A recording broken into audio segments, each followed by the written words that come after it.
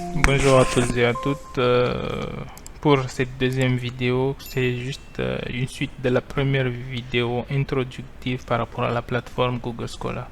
Donc ici, nous allons présenter quelques fonctionnalités présentes dans la plateforme. Donc à savoir ici ma bibliothèque, les alertes et les paramètres. Donc tout d'abord, on va commencer par la première fonctionnalité ici qui est ma bibliothèque, qui est tout simplement un espace réservé pour chaque utilisateur ou bien qui est associé à un utilisateur pour que l'utilisateur ait la possibilité d'enregistrer des documents avant de les télécharger ou bien de faire quoi que ce soit.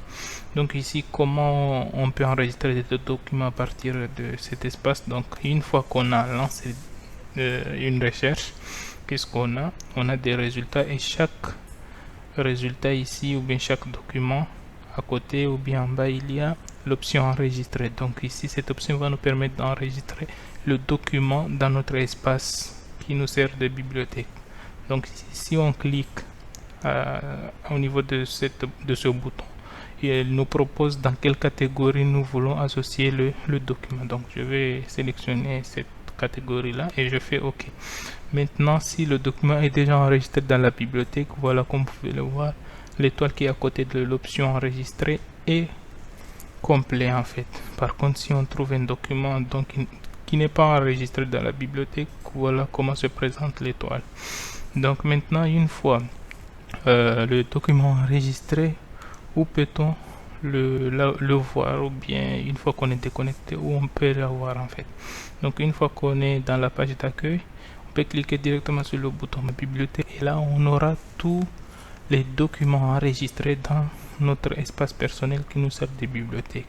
Soit on peut juste choisir de visualiser quelques documents associés à une catégorie, par exemple électronique, et là on va juste avoir le document enregistré dans la catégorie électronique. Maintenant, si on veut supprimer un document, il suffit de cliquer sur l'option supprimer. Donc si on clique, le document est supprimé de notre espace.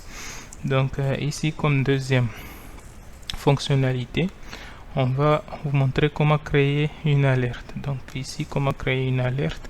Donc il faut savoir déjà qu'une alerte est créée à partir de mots-clés, c'est-à-dire si vous mettez des mots-clés, par exemple ici IoT, énergie, donc ici il va nous donner un résultat. Maintenant on peut lui dire de créer une alerte à partir de ces mots-clés. Donc pour créer une alerte, il suffit de cliquer sur cette fonctionnalité là, créer l'alerte, et une fois qu'on clique dessus, il nous demande quelques précisions.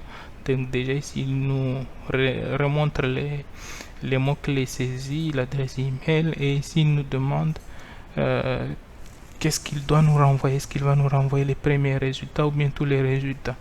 Donc ici, une fois que l'option est choisie, donc on clique sur créer l'alerte, et là dès qu'il y a un document qui contient les mots-clés qui vient d'être ajouté ou bien qui vient d'être publié, un email sera envoyé pour nous indiquer que tel document vient d'être ajouté. Maintenant, au niveau des paramètres, qu'est-ce qu'on a ici? On a 5 options ici, ou bien 5 services. Ici pour le premier service ici, ça nous permet en fait d'ajouter le nombre de documents à visualiser dans une page lors d'une recherche. Donc et aussi comme deuxième service ici, l'option langue en fait par rapport à la plateforme, et aussi les documents qui seront retournés après la saisie de mots-clés. Maintenant ici, on peut ajouter un lien vers une bibliothèque numérique. Comme ça, lorsqu'on fera des recherches à partir de Google Scholar, il va privilégier les documents qui seront déjà publiés dans la bibliothèque choisie. Et ici, au niveau du service compte, ici on peut supprimer, déconnecter le compte et aussi activer quelques fonctionnalités. Et à la fin ici, il nous précise juste qu'il y a une extension qui existe et qu'on peut ajouter dans notre navigateur. Comme ça, pour y accéder à Google Scholar, il suffit de cliquer sur l'extension et il nous donne l'option de recherche. Merci.